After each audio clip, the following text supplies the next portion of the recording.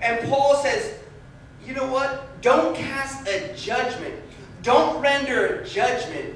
And we, if we're not careful, sometimes can do that to our own brothers and sisters. We can look across the aisle, or we can look and say, you know what?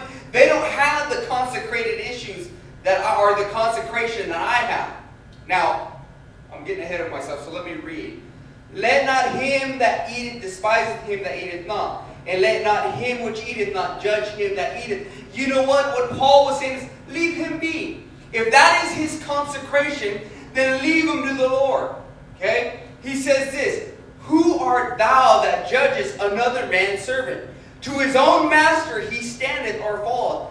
Yea, he shall be holden up. For God is able to make him stand. Now, here's where we miss it. And I'm going to explain what I'm saying. He's saying, no one of us would judge another man's work. Or you wouldn't, at your work, judge another man who's working for a different company, or another lady who's at a different company. Let her boss be the judge of whether she's being productive or not. Whether he's being productive or not. Right? I mean, at work, your boss doesn't go around and say, well, they're not doing it right. Well, you know what? You're ineffective. It doesn't matter, because they don't care at the other company.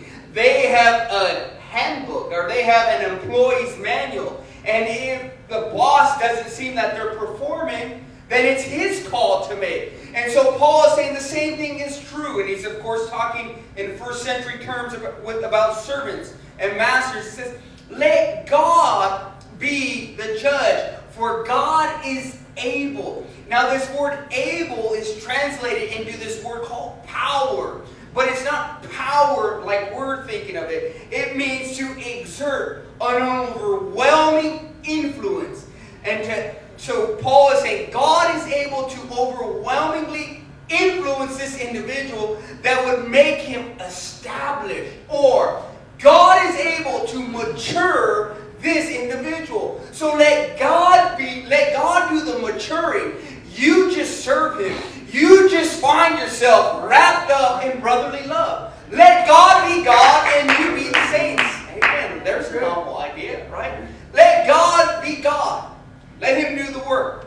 And he says, one man esteemeth one day above another. Another esteemeth every day alike. Let every man be fully persuaded in his own mind. What Paul is saying was, okay, you understand, and you're going to have to go and study this on your own, because we can't do this tonight.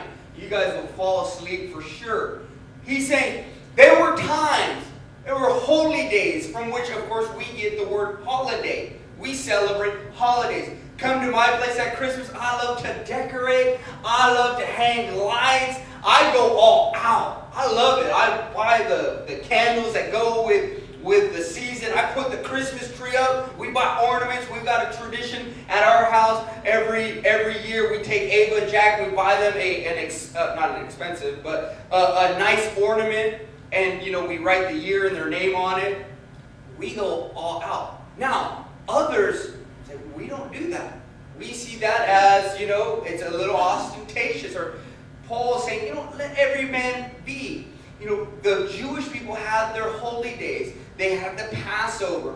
They had the Day of Atonement. They had the Feast of Tabernacles. All these things that were pointing to Jesus Christ. So let them still celebrate their days. Or let them have their cake and let them eat it too. You have things, they have things. If it consecrates them to the Lord, if God is getting glory from this, he says, let every man be fully persuaded. Or God has the power to bring this believer to his maximum potential.